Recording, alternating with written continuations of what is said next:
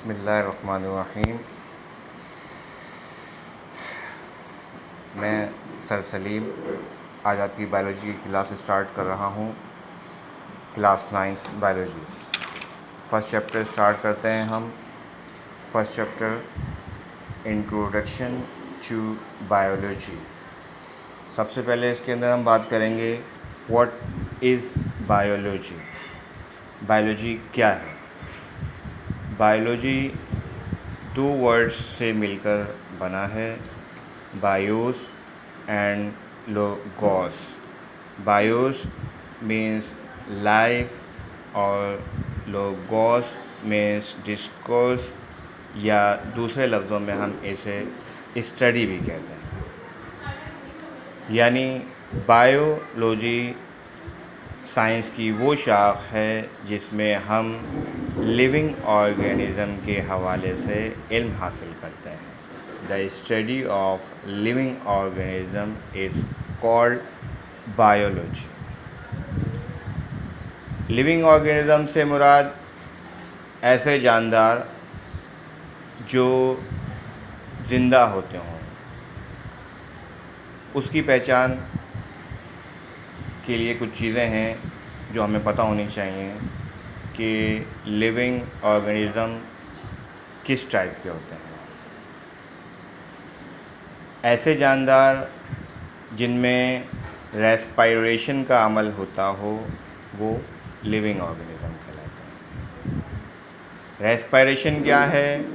Respiration सांस या breathing लेने से मुतालिक है, जिसमें ऑक्सीजन गैस जिस्म में दाखिल होती है और ऑक्सीजन गैस जिस्म में दाखिल होने के बाद ग़िज़ा पर अटैक करती है, जिससे एनर्जी हासिल होती है। ये पूरा प्रोसेस रेस्पायरेशन कहलाता है, और जिसके अंदर रेस्पायरेशन होती हो उसे हम जानदार या लिविंग ऑर्गेनिज़म कहते हैं। इसके अलावा एक्सक्रिएशन, अम्ले खुराज, रेस्पायरेशन के नतीजे में जो वेस्ट प्रोडक्ट बनती हो उसका जिस्म से निकलना ज़रूरी है। इस अमल को हम कहते हैं excretion. The removal of hazardous substance from the body is called excretion. और जिन जानदारों के अंदर एक्सक्रिएशन का अमल होता हो वो लिविंग ऑर्गेनिज़म कहलाते हैं। Growth, increasing in shape and increasing in size of the living organism is called growth। यानी जिस्म की साख्त में, जिसामत में बढ़ना ग्रोथ कहलाता है। जिसके अंदर ग्रोथ का अमल होता हो वो जानदार कहलाता है। इसी तरीके से कुछ चीज़ें और हैं, रिप्रोडक्शन है, सेंसिटिविटी है और मेटाबॉलिज्म है। ये वो निशानियां हैं जो जानदार को शो करती हैं। जो जानदार होंगी उसके अंदर respiration, excretion, sensitivity, reproduction, growth, इस तरह के अमल होंगे। लिहाजा जानदार या लिविंग ऑर्गेनिज़म की निशानी हमें समझ में आ गई। और लिविंग ऑर्गेनिज़म की स्टडी को हम कहते हैं biology. Biology is the branch of science that deals with the study of living organism. Biology की दो मेन ब्रांचेज हैं, एक ज़ूलॉजी और second one is botany. Zoology का वर्ड जू से निकला है और लोगोस हम अभी पढ़ चुके हैं। लोगोस या लॉजी मीन्स स्टडी। जू मीन्स एनिमल या जानवर। The study of animals is called zoology. यानी जानवरों से मुतालिक पढ़ना, इल्म हासिल करना, सीखना या जानना ज़ूलॉजी कहलाता है। दूसरी ब्रांच है बायोलॉजी की बॉटनी, और बॉटनी का वर्ड आया है बॉटेन से, और बॉटेंस की मीनिंग है हर्ब, शर्ब्स या प्लांट, जड़ी बूटियाँ या पौधे। प्लांट से मुतालिक इल्म हासिल करना बॉटनी कहलाता है। The study of plant is called botany. इसके अलावा बायोलॉजी की कुछ और मेन ब्रांचेस हैं जो कि इससे रिलेटेड हैं। नंबर 1 की हम बात करते हैं इसमें morphology.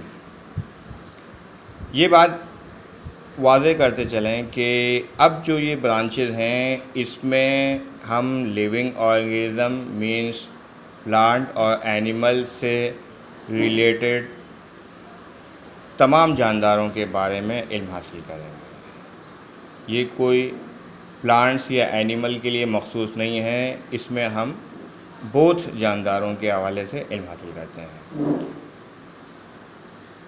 Morphology the study of external structure of living organism is called morphology.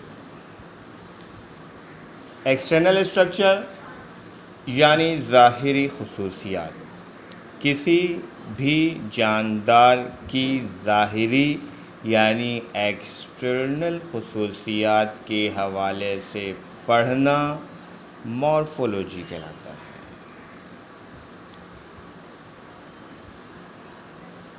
External खुसूसियात या एक्सटर्नल स्ट्रक्चर की मिसाल हम देख सकते हैं कि किसी भी जानवर या पौधे की ज़ाहिरी खुसूसियात क्या हैं। जानवर है तो कितने हिस्सों पर, सर, धड़ और दुम पर मुश्तमिल है, नेल्स कैसे हैं, उंगलियां कैसी हैं, बाल कैसे हैं, इस तरह की खुसूसियात को हम एक्सटर्नल खुसूसियात कहते हैं। पौधे या दरख्त हैं तो फलदार दरख्त है, फूल वाले पौधे हैं, बग़ैर फूल वाले पौधे हैं, बग़ैर बीज वाले पौधे हैं। इस तरह की ज़ाहिरी खुसूसियात को पढ़ना, समझना, जानना मॉर्फोलॉजी कहलाता है। सेकंड ब्रांच इसके अंदर है एनाटमी। एनाटमी हम कहते हैं the study of internal structure of living organism is called anatomy.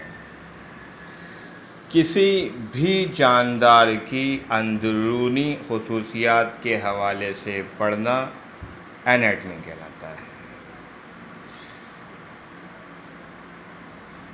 समझने के लिए मिसाल के तौर पर आपके पास एक फ्रॉग है, फ्रॉग की डाइसेक्शन करते हैं, मीन्स उसको तराशते हैं, काटते हैं और उसके इंटरनल स्ट्रक्चर की स्टडी करते हैं, लाइक स्टमक, लीवर, हार्ट और digestive system, any other system which is available inside the body of frog.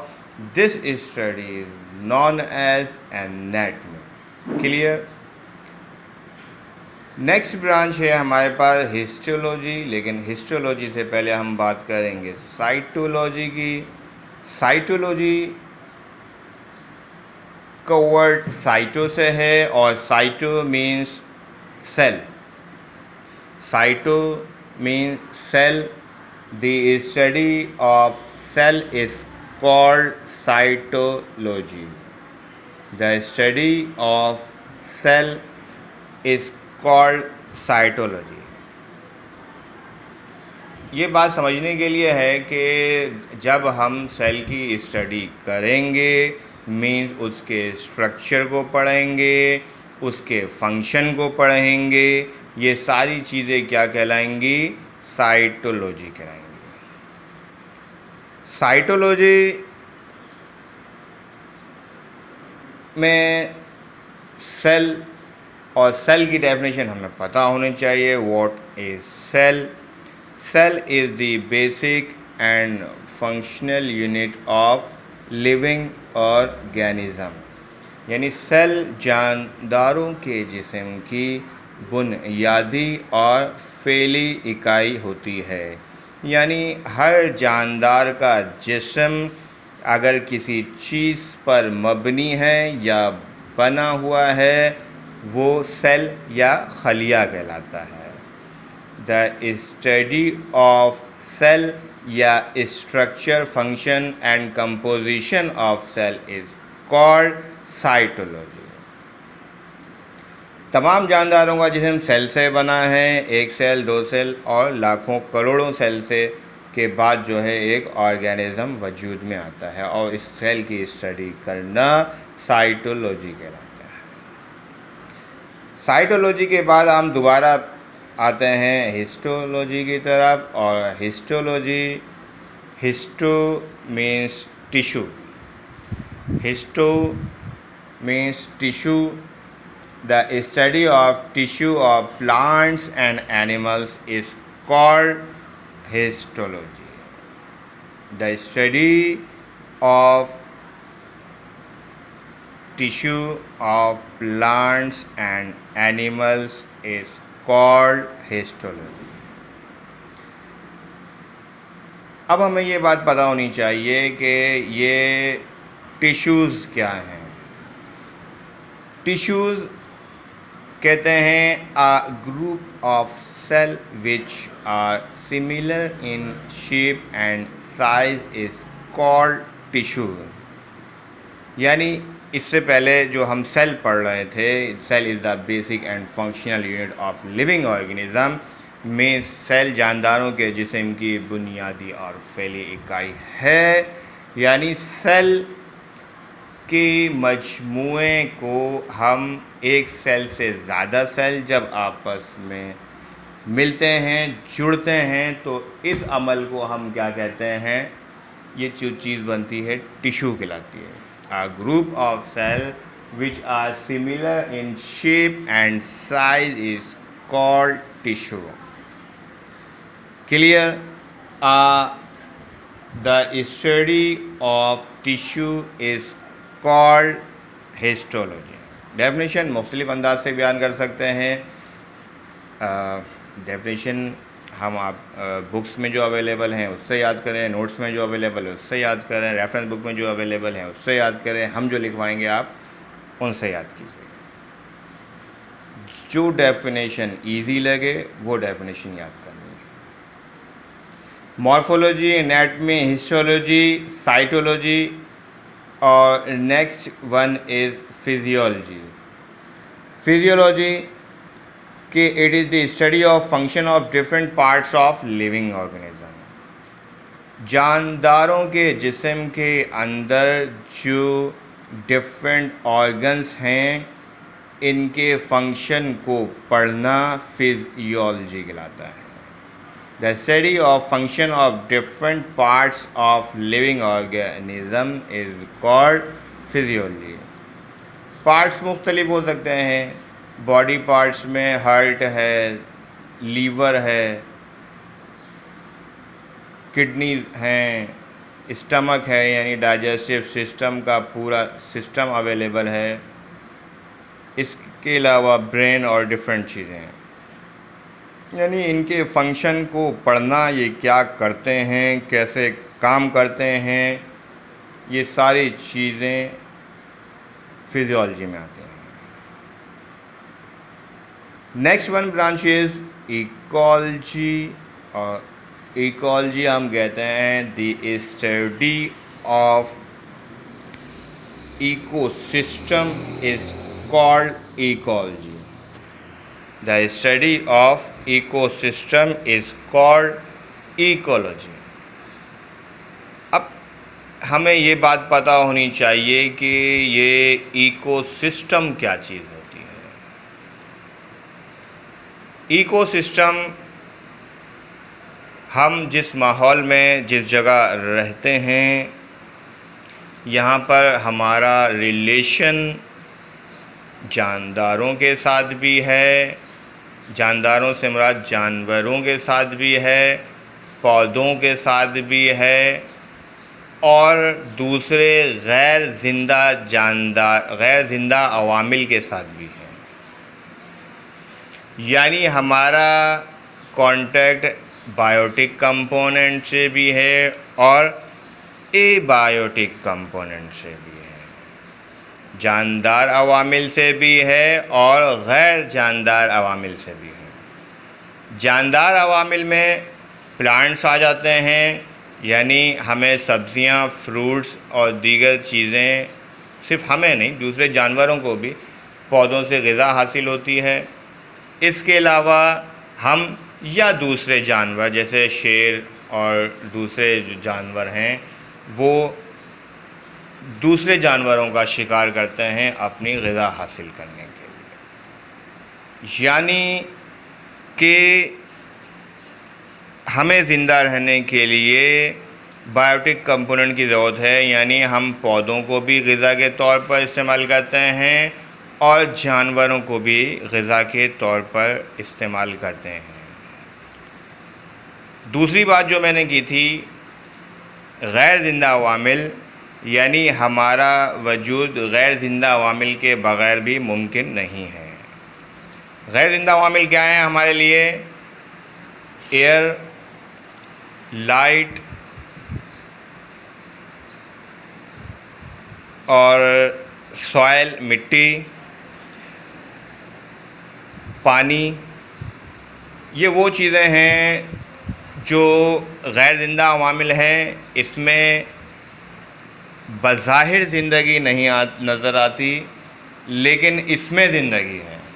इसके बग़ैर ज़िंदगी मुमकिन नहीं है। हम हवा के बग़ैर नहीं रह सकते, हम पानी के बग़ैर नहीं रह सकते, हम रोशनी के बग़ैर नहीं रह सकते, हम मिट्टी के बग़ैर नहीं रह सकते।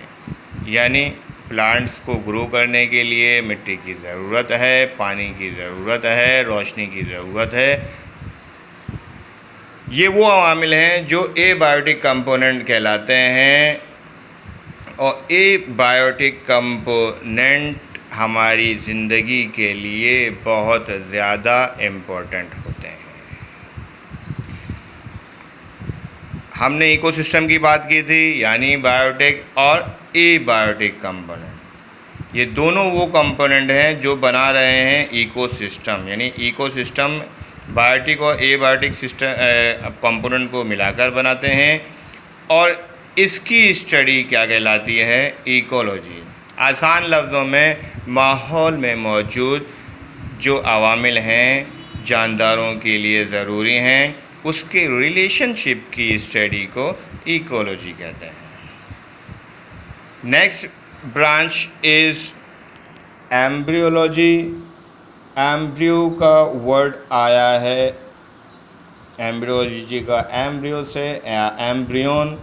एम्ब्रियोन का मतलब होता है डेवलपमेंटल बाय ज़ायगोट। यानी पहले तो डेफिनेशन बताते हैं एम्ब्रियोलॉजी कि the study of embryo is called embryology, या बुक के मुताबिक it is the study of progressive developmental changes which occur after zygote formation up to an organism is formed। पहले ज़ाइगोट की बात करते हैं। What is zygote? ज़ाइगोट क्या चीज़ है? ज़ाइगोट के लिए हमें फर्टिलाइजेशन समझना होगा। फर्टिलाइजेशन बताते हैं कि दी कॉन्जुगेशन या कंबाइनिंग ऑफ टू गैमेट्स। दो तरह के गैमेट्स होते हैं, male gametes and female gametes. दोनों गैमेट्स के आपस में मिलने का अमल फर्टिलाइजेशन कहलाता है। यानी the conjugation of two gametes is called fertilization. दो गैमेट के मिलने का अमल फर्टिलाइजेशन है।